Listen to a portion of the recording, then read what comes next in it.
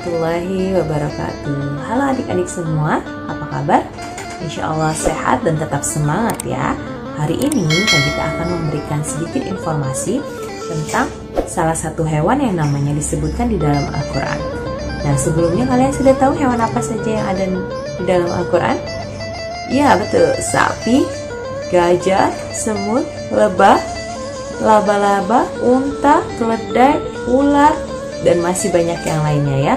Dan bahkan ada nama-nama hewan yang dijadikan nama surah di dalam Al-Quran seperti Al-Baqarah sapi betina, An-Namal semut, An-Nahl labah, terus Al-Ankabut laba-laba, dan Al-Fil gajah. Nah, hari ini Kak Gita akan memberikan informasi tentang satu hewan istimewa yang merupakan mukjizat untuk Nabi Saleh alaihissalam dari Allah Subhanahu wa Ta'ala.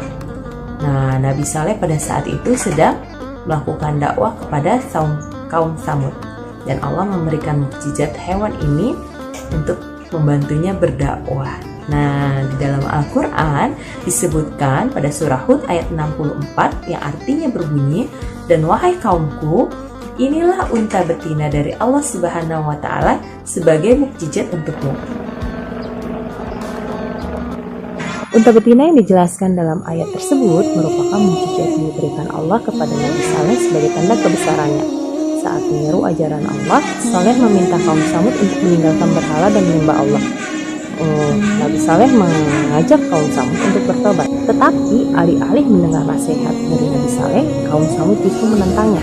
Kaum Tsamud malah meminta Nabi Saleh untuk mendatangkan sebuah mukjizat. Jika kamu itu adalah benar utusan Tuhan, mereka meminta agar Nabi Saleh memberikan sebuah mukjizat, yaitu seekor unta yang hamil 10 bulan.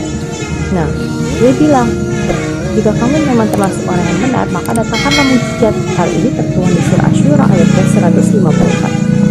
Kaum Tsamud ini meminta Nabi Saleh menciptakan unta betina yang hamil 10 bulan. Lalu Nabi Saleh menyanggupinya dan dia berdoa kepada Allah, dan Allah pun menunjukkan kekuasaannya dengan memunculkan sapi betina yang hamil 10 bulan dari sebuah batu di bukit. Nah, munculnya unta betina ini merupakan tanda dari Allah untuk kaum Tsamud. Unta betina ini dikenal sebagai unta betina Allah. Dia meminta agar kaum Tsamud memperhatikan unta tersebut dan membiarkannya makan dan dengan leluasa di bumi Allah. Dan Nabi Saleh pun memperingatkan agar kaum Tsamud ini tidak mengganggu unta betina tersebut, karena unta betina ini dapat memenuhi kebutuhan susu seluruh kaum Tsamud. Dia berkata, "Dan janganlah kamu sentuh unta betina itu dengan sesuatu kejahatan yang menyebabkan kamu akan ditimpa oleh azab hari yang besar." Nabi Saleh dalam surat Asy-Syura ayat ke-156. Nah, mukjizat ini membuat kaum Tsamud terbagi menjadi dua. Ada satu kelompok yang percaya atas kebesaran Allah dan mengikuti ajaran Nabi Saleh, dan kelompok kedua yaitu orang-orang yang ingkar dan menentang mukjizat itu. Mereka yang ingkar ini justru semakin kafir dan mengganggu si unta betina. Unta betina Allah ini dianggap mengganggu karena meminum banyak air dan berjalan dengan bebas. Para pemimpin di kaum Tsamud lalu membuat rencana untuk membunuh unta tersebut. Seorang bangsawan bahkan membuat sayembara dengan hadiah besar untuk membunuh unta betina. Nah, saat malam tiba, 9 orang laki-laki melancarkan aksinya untuk membunuh unta tersebut. Unta tersebut dipanah dan ditikam beserta dengan anaknya yang baru lahir. Kisah pembunuhan unta ini terdapat dalam surah Al-Qamar ayat ke-54. Lalu, kaum Tsamud yang ingkar kembali menentang Nabi Saleh untuk mendatangkan azab setelah unta itu dibunuh. Nabi Saleh kembali mengingatkan, "Hai kaumku, bertobatlah engkau sebelum azab benar-benar datang." Namun mereka tetap ingkar, dan bahkan mereka merencanakan untuk membunuh Nabi Saleh. Kaum Tsamud tidak senang dengan petuahnya. Lalu mereka membuat rencana, dan tetapi Allah pun memerintahkan Nabi Saleh untuk meninggalkan Halijar karena azab akan segera tiba. Azab itu muncul di hari keempat setelah pembunuhan unta.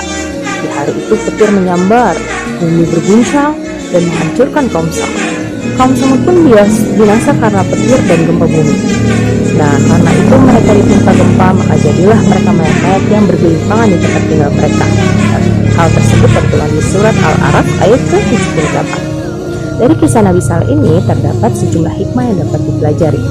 pertama, Allah menunjukkan kekuasaannya melalui mukjizat unta betina kepada Nabi Saleh. Yang kedua, orang-orang yang melanggar perintah Allah akan mendapatkan azab yang nyata. Dan berhala-berhala yang semulanya mereka sembah atau yang kaum Samud sembah tidak dapat menolong mereka karena azab dari Allah telah datang. Yang ketiga, Allah juga memberikan waktu kepada kaum Samud untuk bertobat, mulai dari perintah Nabi Saleh, lalu kedua kemunculan unta betina, yang ketiga ketika terjadinya pembunuhan unta, sampai dengan datangnya azab. Namun ketika dari azab sudah datang, tobat pun sudah tidak berarti lagi di sisi Allah. Nah, dari kisah Nabi Saleh ini dan unta betina Allah, kita dapat mengetahui begitu istimewanya hewan unta dalam proses dakwah Islam. Hewan unta sangat berjasa dalam membantu dakwah para nabi untuk menyebarkan agama Islam di seluruh jazirah Arab, bukan hanya dakwah Nabi Saleh, tetapi juga para nabi yang lainnya. Nah, lalu mengapa hewan unta ini yang diciptakan Allah untuk membantu para nabi berdakwah, terutama di seluruh jazirah Arab?